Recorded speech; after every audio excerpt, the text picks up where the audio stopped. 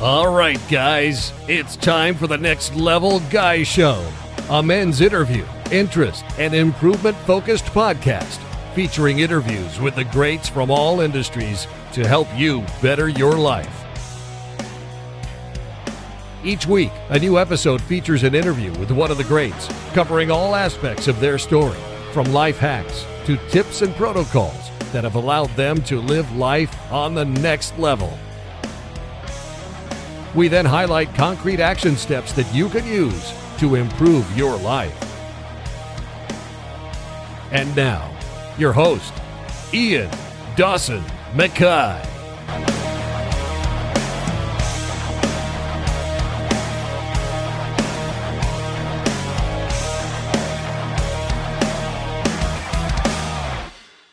Your thoughts create your reality. If you're stuck in a cycle of negativity, it's not because you're broken, it's because your mind has been trained that way. The good news, you can rewire it. With the right tools, you can break patterns, shift your mindset, and start living the life you actually want. And that's a quote from today's guest, Ermina Isanovic. Today's guest is a powerhouse in the world of psychotherapy, cognitive behavioral therapy, hypnotherapy, and coaching. Ermina isn't just a skilled and compassionate practitioner. She's someone who has lived through life's toughest challenges. As a child war refugee, she witnessed firsthand how resilience and mindset can make or break a person. This experience ignited her passion for psychology and helping others unlock their full potential. Today, Ermina works with anyone from CEOs and surgeons to stay-at-home parents, guiding them to overcome self-doubt, manage stress, and break through limitations. Using a unique blend of cognitive behavioral strategies and hypnotic techniques, she empowers clients to transform anxiety, boost confidence, and rediscover their true, authentic selves. With a track record of leading mental health programs for NGOs across Europe and helping countless individuals align with their true self and identity, Ermina's mission is clear: to help you thrive and not just survive. Don't miss this conversation with a true expert in transformation and self-discovery. And now, let's get to the interview.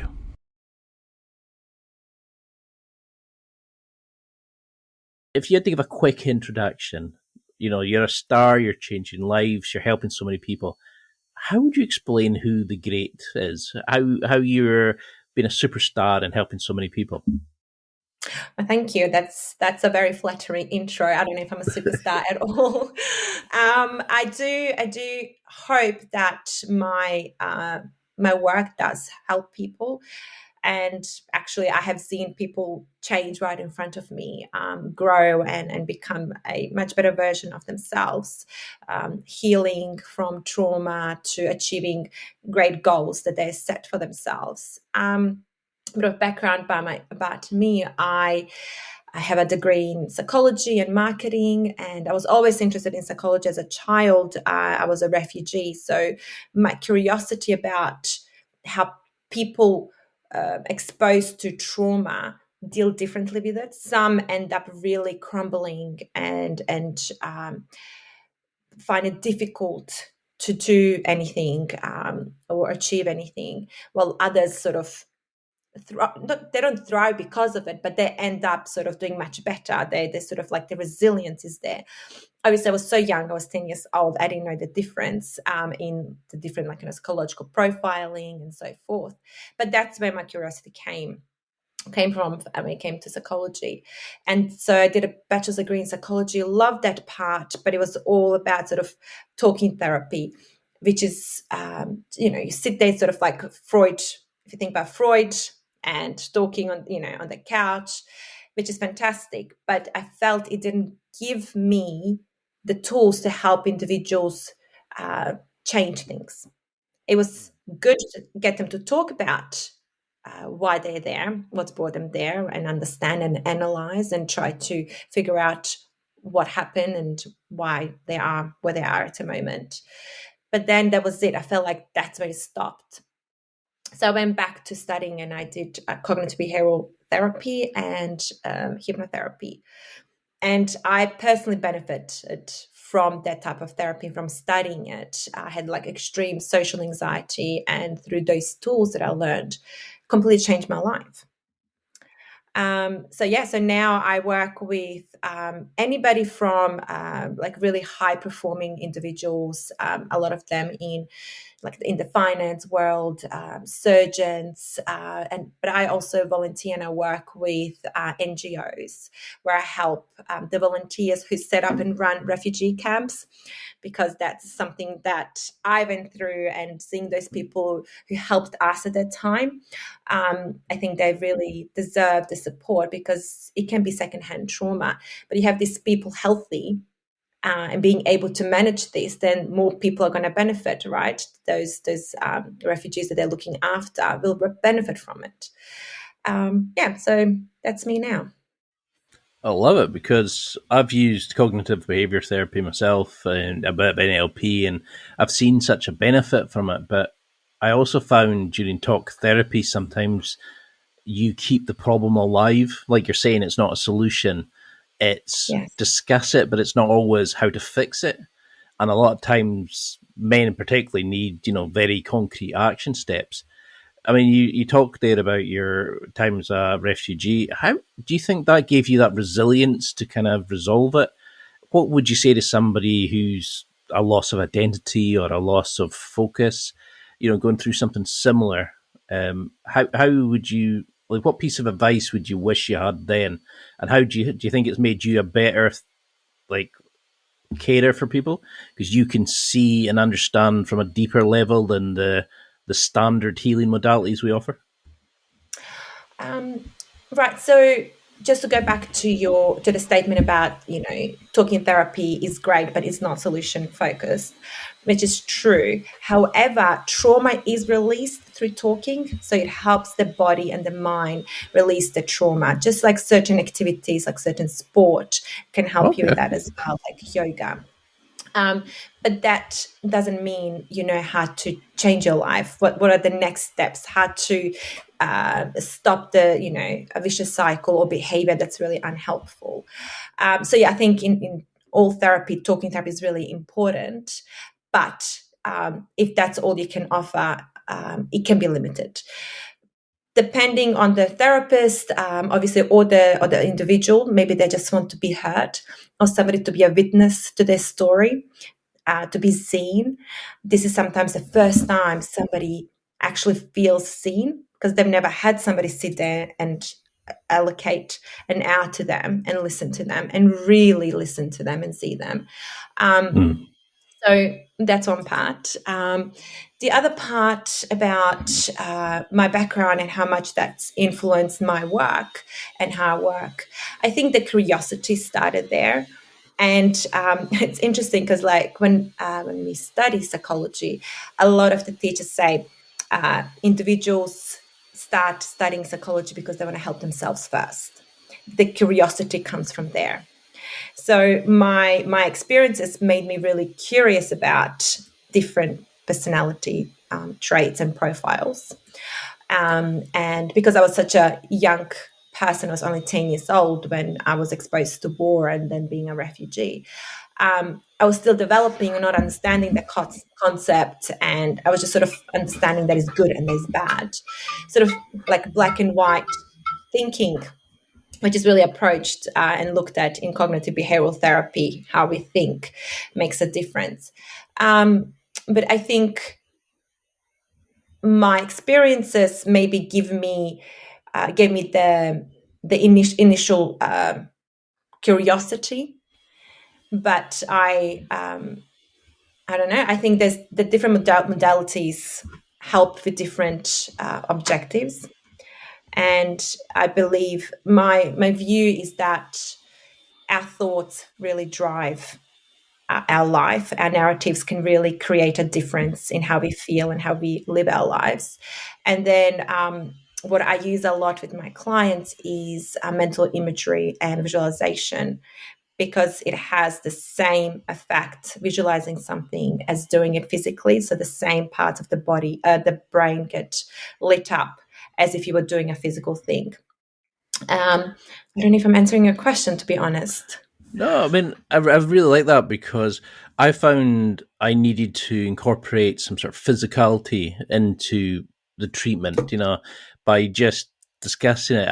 I was dealing with it to an extent. I wasn't kind of moving on from it or expelling the energy, but I think that was maybe my approach to it. That, like you were saying, it was the first time I felt like I'd actually been listened to by somebody. Like they were actually there to listen to me, rather than feeling like the black sheep of the family and never really fitting in or knowing my place.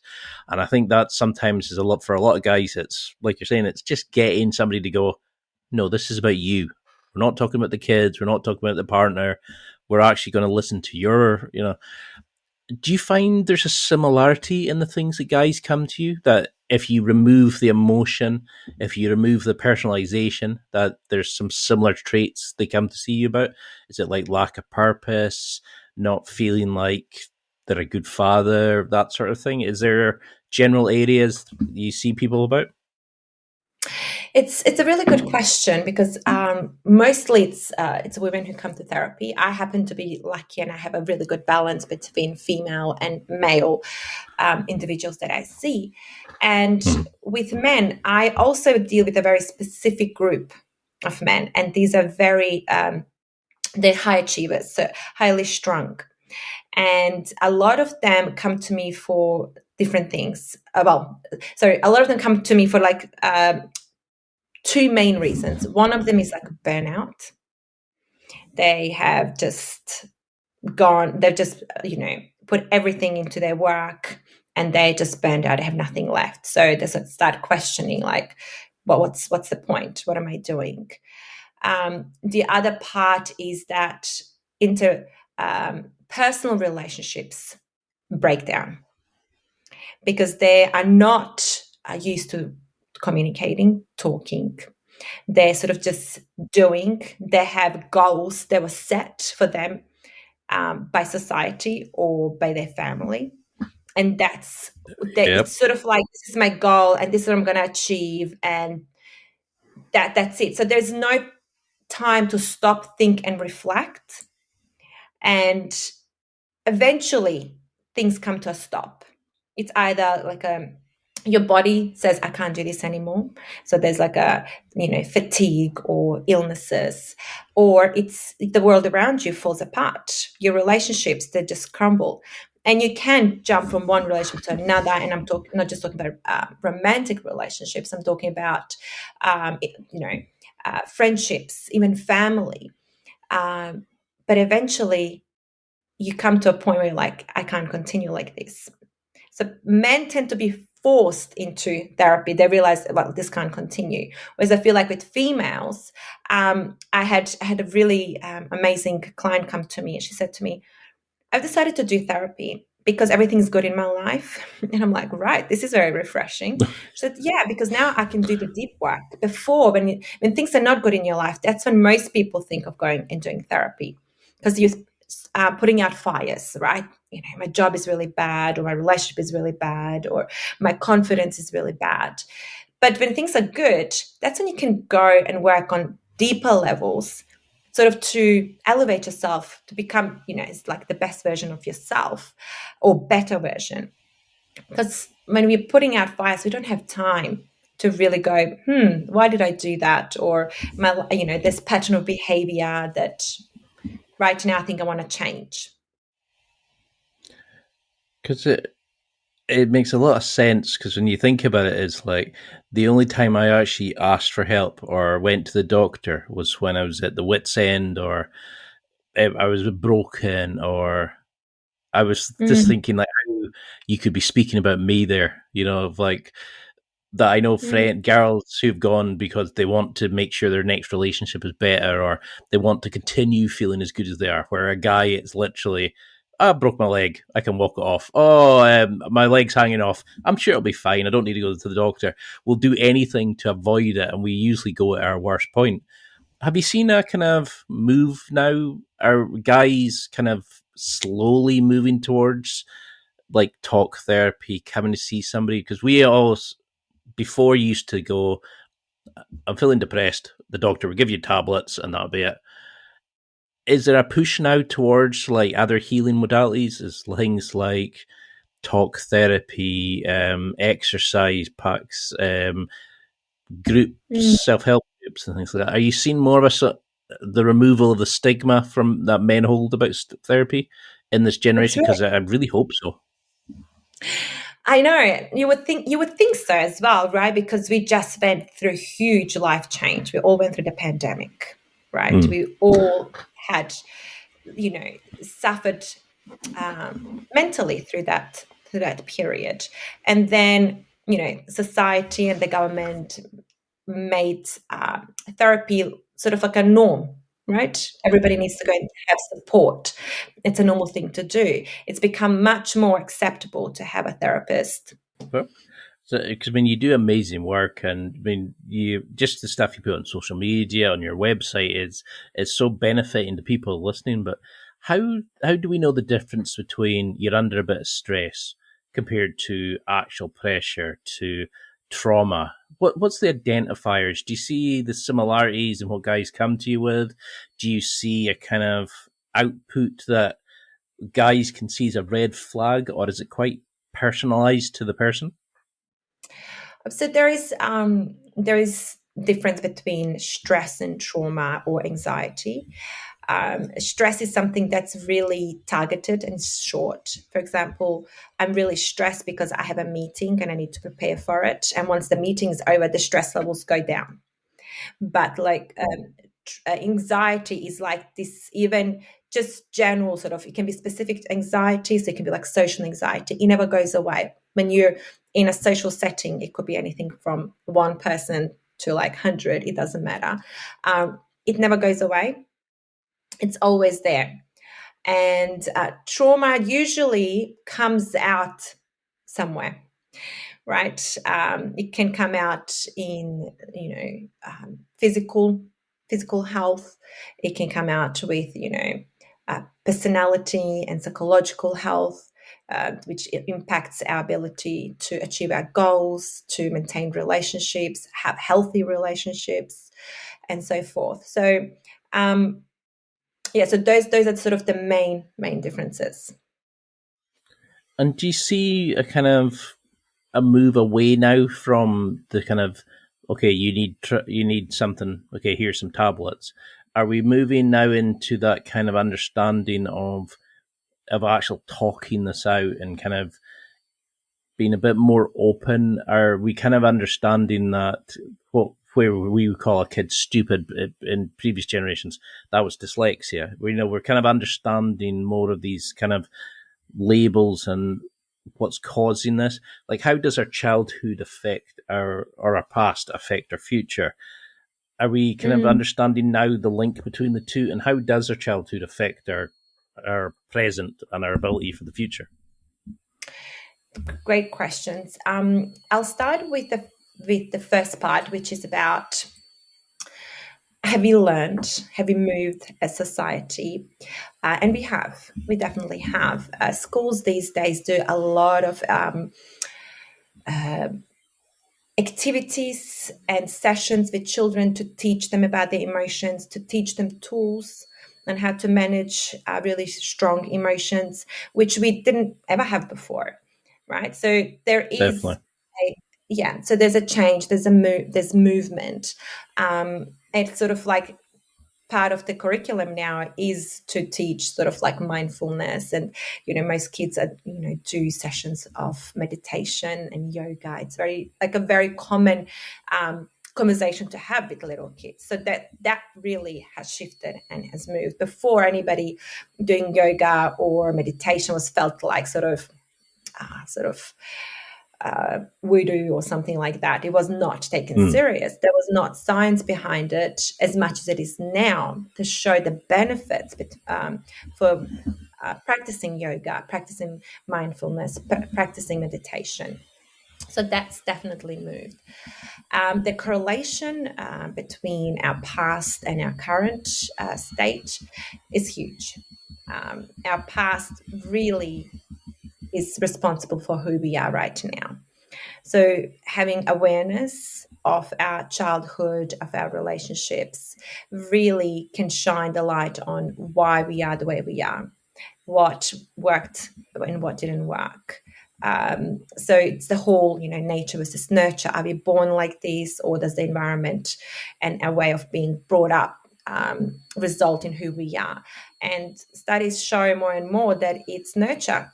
You can be, you're born a certain way, but your environment, your upbringing will influence and change that. Epigenetics are it's like exploded onto the mainstream media, which shows a lot how our environment, people we spend time with, really impact who we are. Because I was just thinking just now about like how one of my friends had said to me that he had been called stupid until he'd been told he had dyslexia, but he'd always believed that he was better, so it never kind of phased him. Whereas when I was younger, I had really bad depression, which I know is depression now, but couldn't understand how other people could be so outgoing and social, and I'd be just sitting feeling like I didn't fit in anywhere, and I kind of knew something was wrong. But there's probably a lot of guys in that between the two extremes that are now sitting there going, I think I'm fine. I don't know. What do you think? Is there a way that you work with a client to start looking at them and saying, you're doing this, so it's that? Or do these kind of traits always leave a marker that something's not right? I mean, if a client comes to me, they usually come, as I said, like with a specific goal or problem.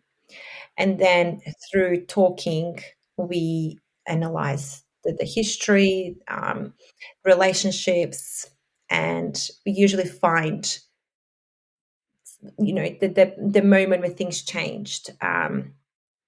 So it's very interesting. You talked about depression and so forth, but as a child, as children, Mate Gabor, he's a fantastic psychologist, and he talks about his whole theory is about attachment and security, and how that if we don't feel attachment with our caretakers, people who are primary, like mom or dad, or it can be anybody else, but people who primarily take care of us. If our relationship with them is not secure, if we don't feel like it's secure, that's when we start developing things that are not in line with ourselves. That's when we sort of start numbing ourselves, because our survival is so much more important than our survival is so important, and that survival depends on the relationship with that caregiver.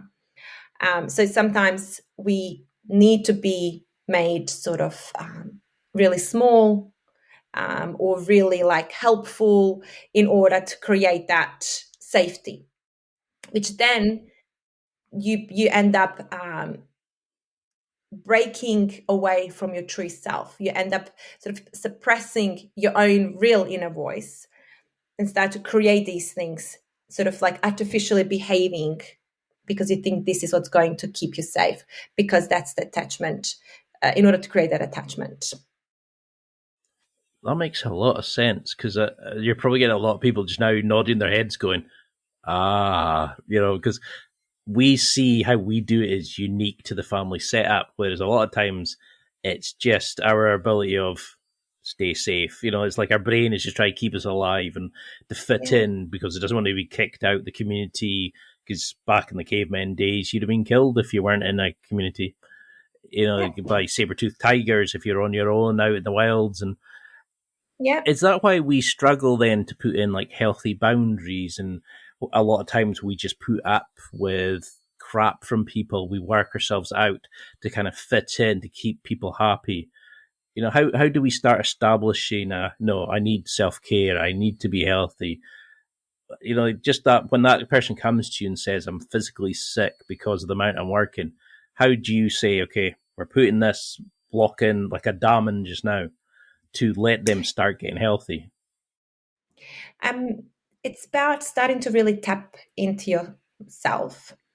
That's why sort of meditation and yoga and any grounding activities like walking, or even touching earth and touching, stone, any of the elements, is really good, because it helps us connect to our body. Our mind, as you said rightly, is designed to help us stay alive. survive. So it's like a computer that's always looking at possibilities of things going wrong. So whether they're real or imaginative, it doesn't matter. Our body and our mind reacts to it as if it's real. It's just an example, when you watch horror movies, you physiologically react to it, increased heart rate, sweaty palms, fear, even though you're sitting on your couch at home. But because the brain is designed to keep us alive, it just doesn't know the difference. And also, if you were sitting there going, is this a real tiger or not? It'll be too late. So your body reacts to those images, right? Or is this a real killer or not? No, you just no, you react to it. So it's hardwired a survival instinct. So that's why it's important to be aware that your mind is somewhere else and not in the reality, right? Not at your desk, not at your dinner table, not on your couch, or lying, on the grass. And to do that, it's really utilizing your senses. And is that where that five senses thing comes in? So you would say 5 things you see, 5 things you feel, 5 things you hear, that sort of thing. Yes, 100%. I've done that. It's called grounding technique. Yes. So it's bringing attention to the here and now. Yeah, because that really helps, especially if you're hyperventilating before doing like a speech or something. I found that really helps when you're feeling really panicky. So how then do you start utilizing CBT, hypnotherapy, because a lot of people kind of go, oh, no, I don't like that. But a lot of them believe every thought that comes in their head, where a lot of times it's your brain just saying, well, you've thought about this, so here's some thoughts about that. Or this is how you think about this, so I'm going to make you think about this person in that way. We're not our thoughts. It's a kind of like a program generating based on our bias, our experiences, our histories, etc.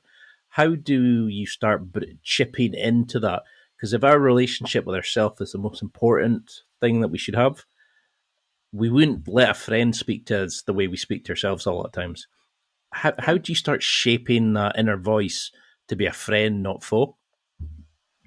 I think that number one is awareness, that you have an inner voice, that inner voice is not kind towards you, being aware when it happens, and then having simple things that stop that. For example, you might, I don't know, walk down the street and you trip, and your first inner monologue is like, you're so stupid, you always do this, you're so dumb. So first it's like actually realizing that you're having that. Most people don't even realize they do that. It's been there for years. It's just sort of like, oh yeah, people talk badly to themselves. They don't even realize that it's happening in their head. So that's the first step. So next time I do something and I'm like, you're so, oh, hang on, why am I speaking to myself? Oh, that's what I've been doing. That's that bad inner monologue, treating myself really badly. Because people don't even know what it means treating yourself badly. They don't know what it looks like, what it sounds like, because they're not even aware of it. It's a bit like breathing. It happens automatically. So once you become aware, then you go, oh no, what happened? Oh, I just wasn't paying attention and I tripped. Or I didn't, I was looking up, or I was thinking about something, or there's a hole, right? I didn't expect it. I'm like, okay, what can I do next? I could better, not be on my phone, or actually look more at the floor rather than look up in the sky. So just changing those things. It's actually, I just had a session with my client and we changed her narrative, and she was like, that's so simple. I'm like, yeah, it's not rocket science. Small little adjustments make a huge difference. But until we become aware and know what the problem is, that's why the talking therapy is really useful and important, the first part. And then the second part is about creating that change. So in that first part, are you kind of just letting them feel out their true self, sort of letting the noise dissipate, kind of dealing with finding their true north, so to speak? And then in the second part, you're adding in that imagery, the CBT to kind of to shape their habits and the way their subconscious is working to start moving them towards their goal. Would that be a kind of a good way of looking at it?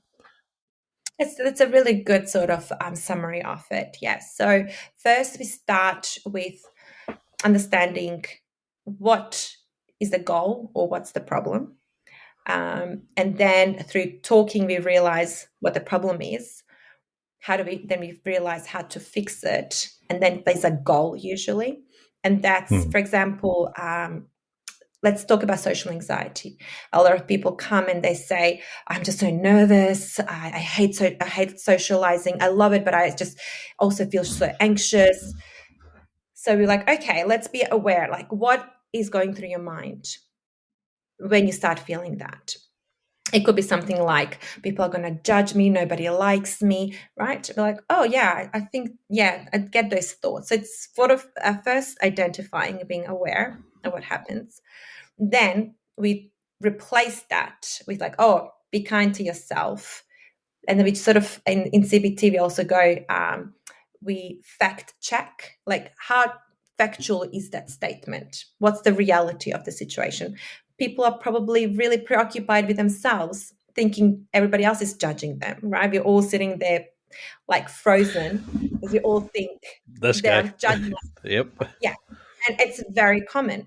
Then, there's a few different tools that I use with my clients. I teach them about internal focus, external focus, and how you can shift between those.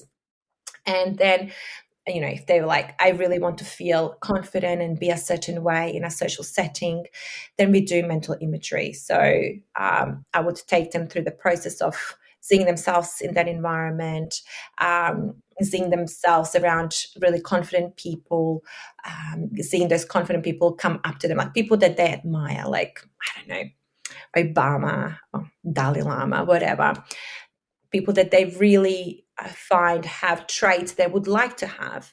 And in that exercise, they will see each of those individuals come to them and put their hand on their shoulder. As they do that, those qualities they take on.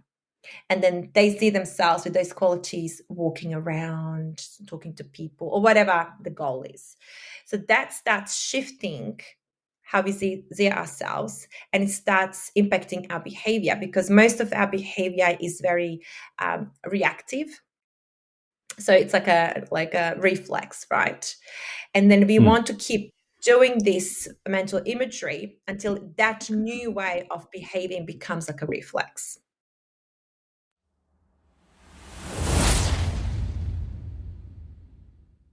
It's time for a quick break. There are millions of potential products to buy, so how do you know which ones are worth your hard-earned money? Simple. You go to nextlevelguy.com/affiliates and explore those that will transform and improve your life.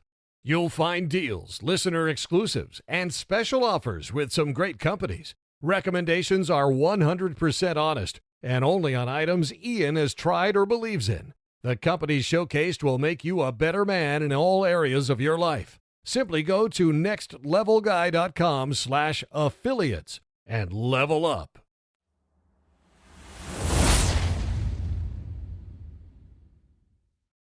God, I wish I'd spoken to you when I was back in the day, because the guy I initially spoke to was just, how does that make you feel? We have these beliefs that therapy is just going to go round and round in a circle, and these kind of behavioral actions actually work. And I really like that idea of the visualization, because was it to say that visualized reps are almost as good as reps you would do in the gym? Your body your brain can't always work between the two, so it can see one like the other. So you can actually get mental reps in as much as physical. So how? 100%. But you said there about the reaction. A lot of guys are like, yeah, but the second I start trying to change, I self-sabotage, I feel fear, I panic, because that's your unconscious kind of going, whoa, we're breaking our programming here, back up. How do you get past that initial fear, or, it's like you're changing your core self? This is why the mental imagery and hypnotherapy is really good, because you do it in your mind, and because the mind doesn't know the difference between reality and imagination, it takes it on as a reality. So it is as if you were doing that in real life. So that becomes much more, so it creates new neural pathways, right? So let's say this has been the path you've always gone down. Like somebody looks at you and you go down that path of like, oh, they don't like me, they think I'm stupid, whatever. And then you're like, no, we're creating a new neural pathway. And we have those thoughts.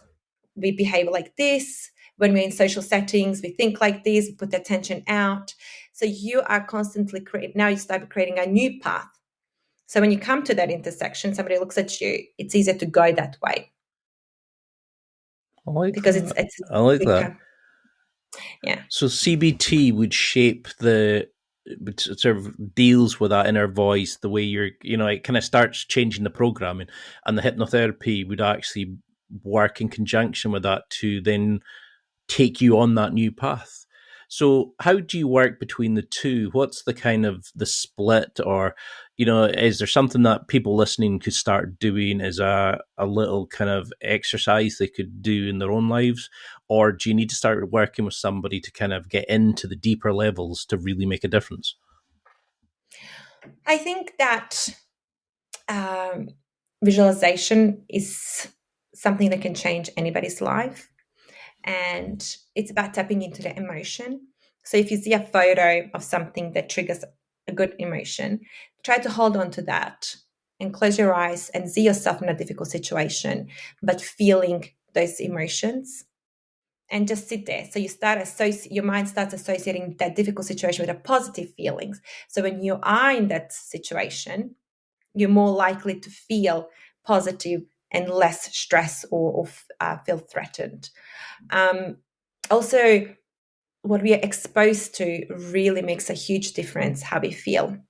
So if you're constantly watching, let's say, horror movies or like violent movies or just violent contents, you're programming yourself, you're programming your brain to think like that. But if you're watching inspirational things, happy things, you're programming yourself that way as well. So neuroplasticity is great because the brain changes, but it can change the wrong way as well. So being very conscious of what we consume makes a huge difference. It's so obvious when you say it out loud, isn't it? Is what you consume is what you create in your life.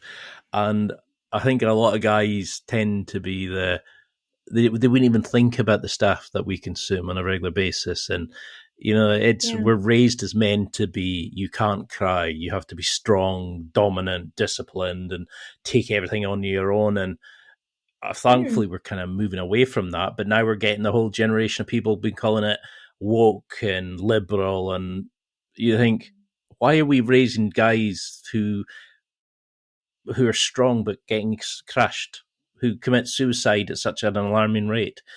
It's terrifying that we're thinking that asking for help is a bad thing. And I think that's the worst thing about the myth that guys get. Do you see a lot of myths in that clients come to you? I can't change. I'm too old. I'm not able to do that. Do you see a lot of kind of beliefs about healing from guys that you want to eliminate? This, I think we all lie to ourselves at some point, right? Sometimes we'll come to therapy because we're like, I'm doing the right thing because I know I have a problem or challenge, so I need to change it. I have, for example, clients who have addiction problems, anything from substance to behavioral, spending money, spending too much time watching TV, gambling, and so forth. And they'll come to me because they want to change, right? They want to stop doing that. But they really never intend to stop doing it. They're just doing something to say to themselves, look, I did what I can. Yeah. Right? They never intended to change. So they can say to their partner they're speaking to somebody, but they're not actually wanting to. Yeah, they don't want to change. So that's the number one thing about therapy is like, if you want to change, you will. If you don't, you won't. So that's number one. In regards to guys specifically coming to see me and saying like, but there is, I can't change, or I want to be a certain way, but I can't because of, my friends and so forth. I haven't experienced that because I think most of the time those individuals don't seek help. Oh, so by the If time they they've seek, come to you, they've actually accepted they need to change. Yeah. And I think yeah, that's what we were talking about earlier is you get to put, yeah, it's like the pain point where it has to get painful enough to put, that's why a lot of people stay in jobs till they're fed up or the relationships till they get dumped. They don't like the relationship, but they don't want to mm, leave it because they're scared, and then eventually they get dumped and they're like completely soul crushed. How yeah, do you see like mindfulness, meditation, exercise, breath work? Do you see behavioral traits that you work in conjunction with CBT and hypnotherapy and stuff? Do you introduce these kind of concepts to people to say, let's get these into your habits straight away? Let's drink a glass of water. Let's get you moving. Let's get you, how do you start working physically so you help the spiritual and the emotional side as well? yeah. I mean, the mind and the body is closely connected. You can't have one without the other, right? And Hmm. sometimes, so a lot of the times we create a blockage. We don't listen to our body. We just sort of just operate from here. But our body tells us a lot. That's why movement is so important. That's sort of movement is meditation. It's grounding, which is helping your mind get into your body because where your body is, that's where the reality is. Your mind can be anywhere right now. So that's why the connection between the body and the mind is so important. And yes, a lot of the times with my clients, I work and give them sort of homework or tasks to do between sessions, which is go for a walk, take photos of this, collect this, different flowers. I want them to get engaged. I want them to also, like example, some clients who might get anxiety, I tell them, okay, do something with your hands, clean something, draw something, just to get back to feel yourself. So once again, the psychosomatics connection between the mind and the body. It's very, as I said before, they're very simple things. It's just knowing what to use and when to use them.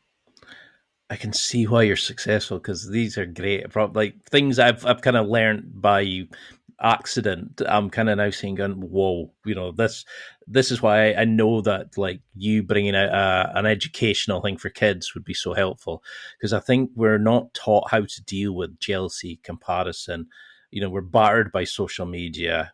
You're not good enough, Mm, you're not strong enough, you're not pretty enough, whatever it is, male, female. We're always taught we're inferior. We need this latest product to be the better than we are, or there's always something missing. Whereas we need to learn we are perfect the way we are. How then do you know between confidence, self esteem, to actually what's fake and what's real? How do you know you're operating from your true self or your authentic mm. self if you've never really felt it for so long? Yeah, I mean, those are really, really good questions. So some people have never felt confidence. Some people have never felt love, and it's when I do the exercises, for me it's very important and for an emotion to be triggered, the right emotion, in order for the individual to start visualizing and connect specific things with that emotion.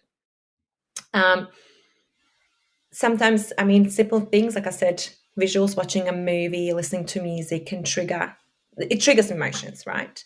So we try to anchor that into the sessions. Oh my god, I lost my. Sorry, what was the other part of the question? It's sort of like just how to deal with like comparison, how to deal with What's jealousy, the because mm, right? So we there's a positive and negative side to comparing yourself to others. If you look at somebody and you're like, wow, I love how confident they are. I love how fit they are. I love how, popular they are. That's positive because you're like, oh, I want to be like that. It's inspirational. That's why we have, you know, famous people and leaders because it helps us see a way of being that we haven't, experienced before. But when you start comparing yourself in a sense of like, oh, they're more popular than me or they're more successful than me, that means, right, that we're going back to the inner monologue. Yeah. What are you saying? Therefore, you're what? So becoming really aware of your inner monologue, what you're saying to yourself, and narratives make a huge difference. How things impact us and our emotions, our confidence, also whether our validation is external or internal. For example, external validation is like, well, I live in this area, I have this car, I go out to these places, therefore I am this type of person, right? But all of these things can be taken away. You can lose finances, you can lose the circle of friends, you can, end up living somewhere else completely. But if you're confident, and this is what goes back to my interest when I started, be curious about people being exposed to the same,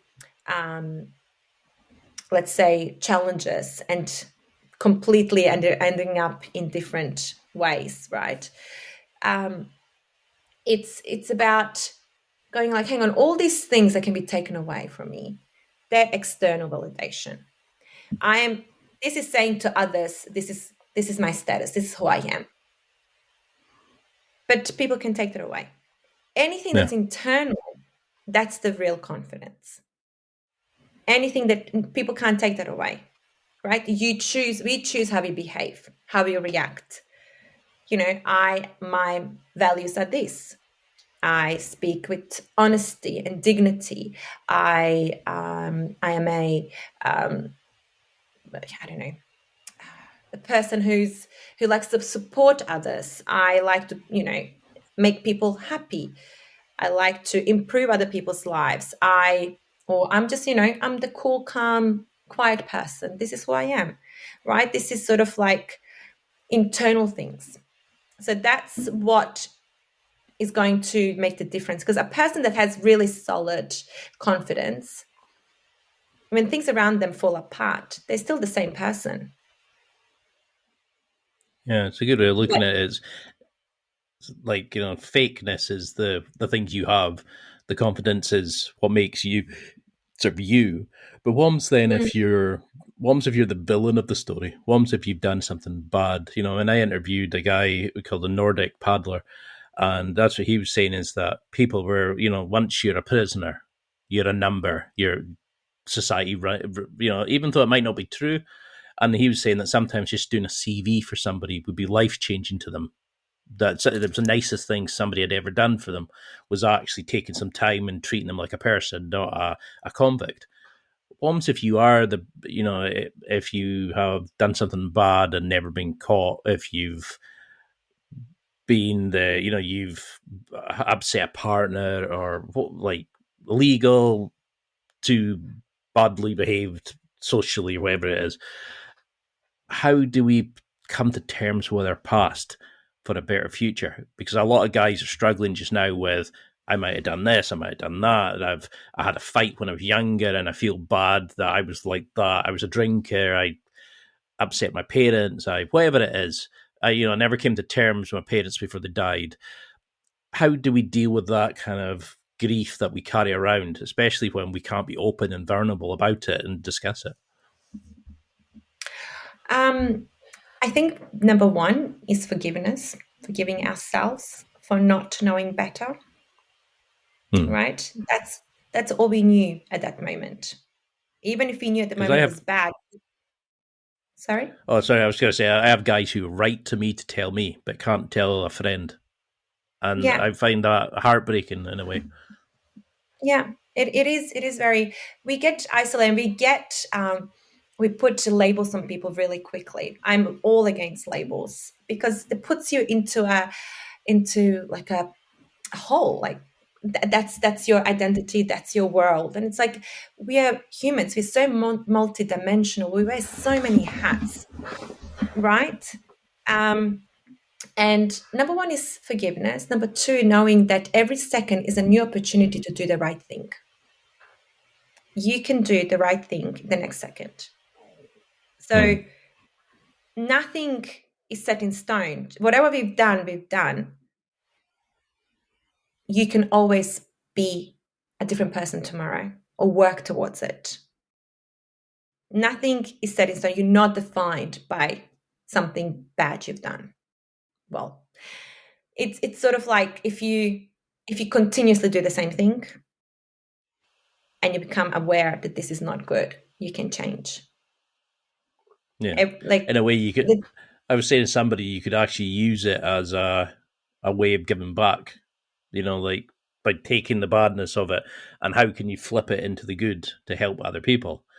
But I didn't know, was that good advice to give to people, or? I mean, if you have learned from your experiences and you don't want other people to make the same mistakes, that's fantastic. You can teach people, young men, how important it is to talk, how important friendship is, how, men usually making fun of each other just shows that them hiding their true feelings.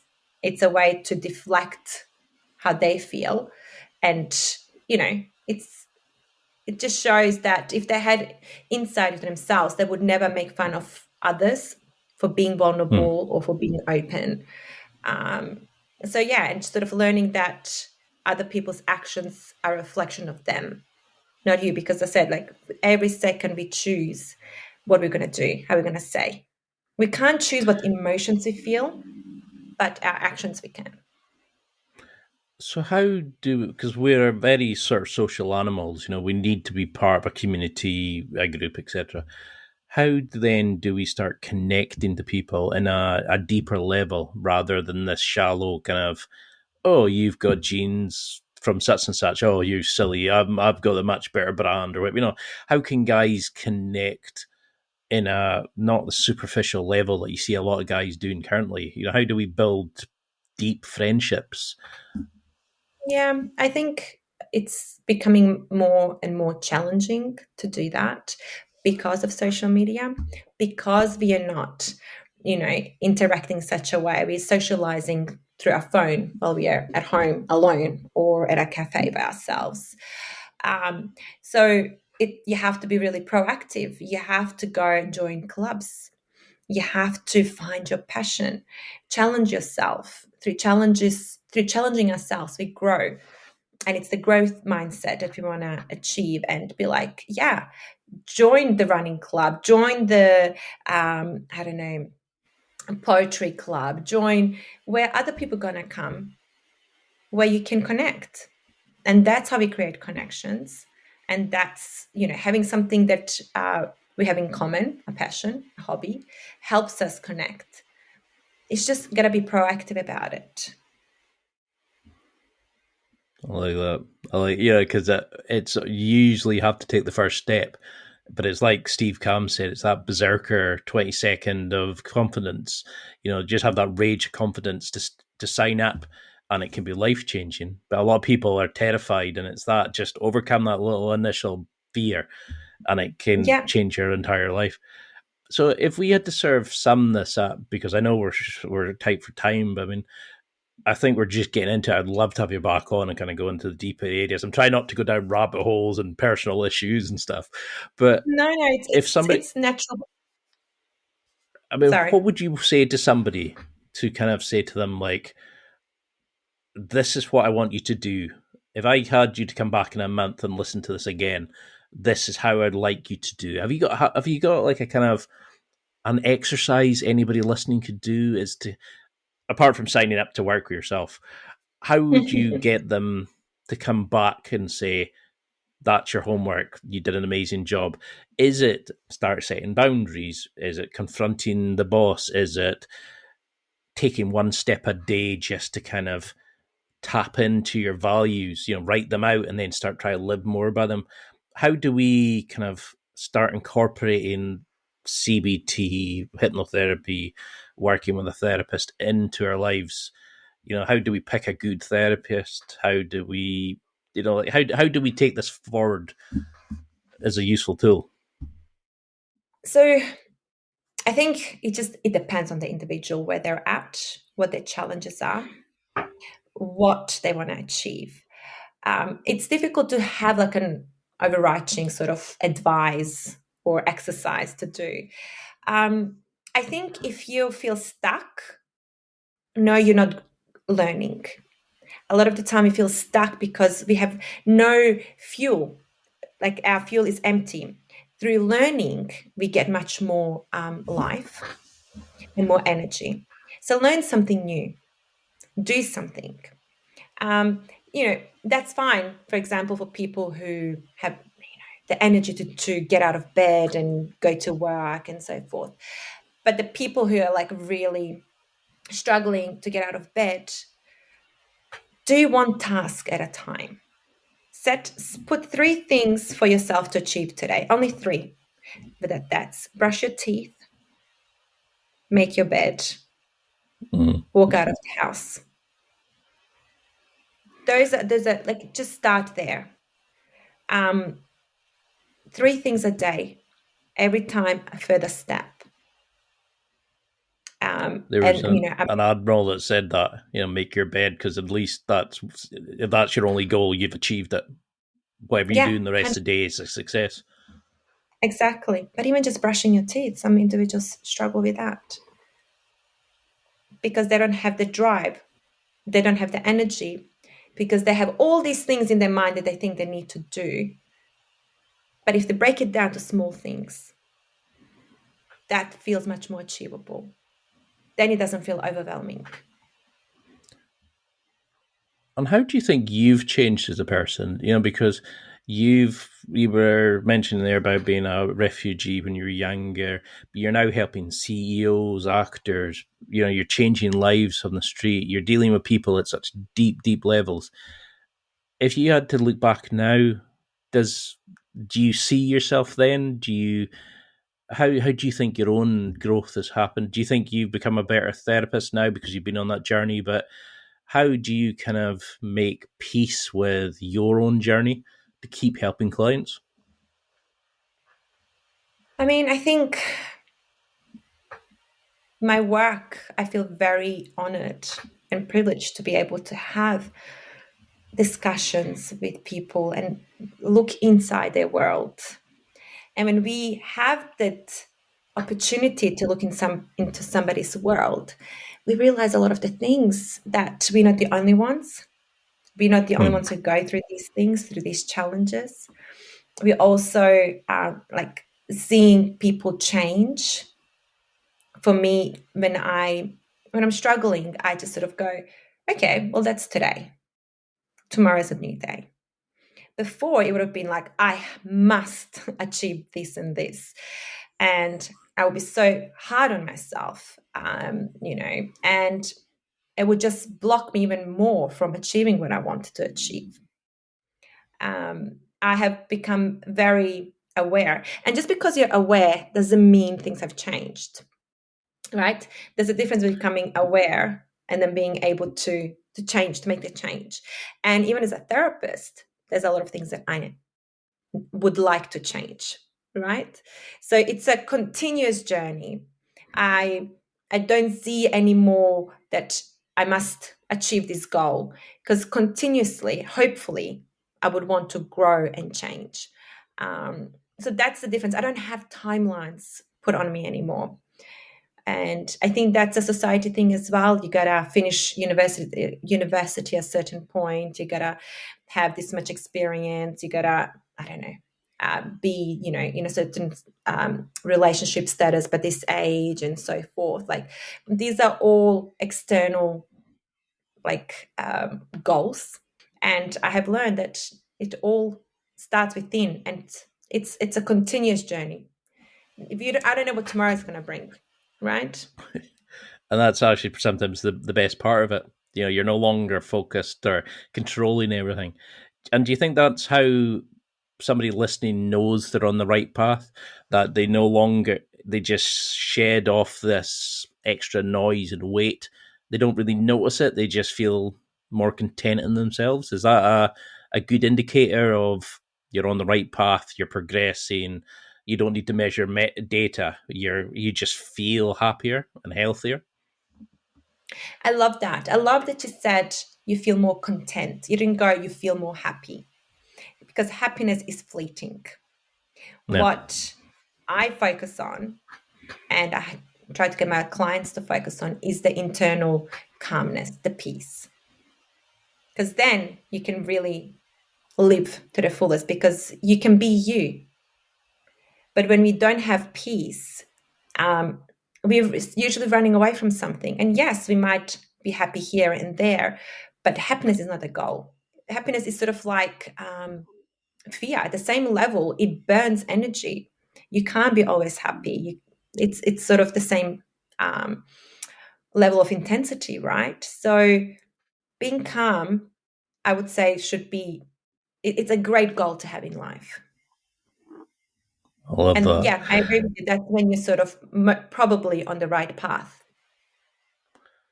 So I love how simple you can make it, but it's so like gets to the vein of the problem.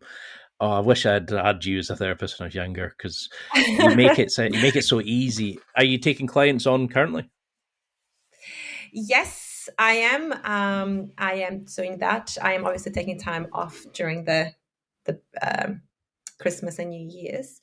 But yeah, I do have some openings, and I am working on some other projects, more group things, to help sort of share this and spread a word on a larger scale. So that's something that's in the works as well. I would love to see some information products, some TED Talks. I think I would love to have you back on, because I think we're just sort of touching the surface on a lot of this stuff. And there's so many rabbit holes I'm trying to avoid going down. But what would you want people to take from this? You know, it's a kind of a summary, or just a thing to remember from this. What would you want them to take from it? Just take one step at a time. Like every day, just one step at a time. Don't rush, don't run. As long as you're moving forward, that's all that matters. And yeah, be really aware of your inner monologue, which is how you're treating yourself. I mean, that's more than one, but the other one, I would say, be really aware of what you're consuming visually, and also sound-wise, audio. And how can people keep in touch? You know, how can we, just follow along this amazing journey? How can we get in touch? How can we sign up to interest in working with you? How can we find your websites, your social media, etc.? Yeah, so you can reach me on my website. I have a website that's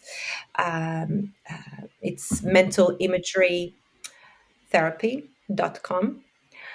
So you can get in, send me an email, and we can go from there.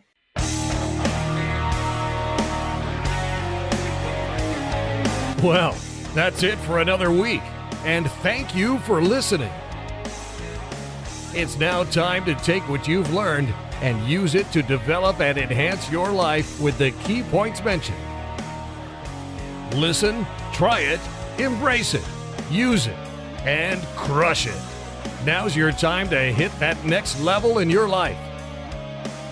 If you liked this episode, then please leave a comment on the show notes or a review of the show on your podcast platform. Everything helps evolve the show.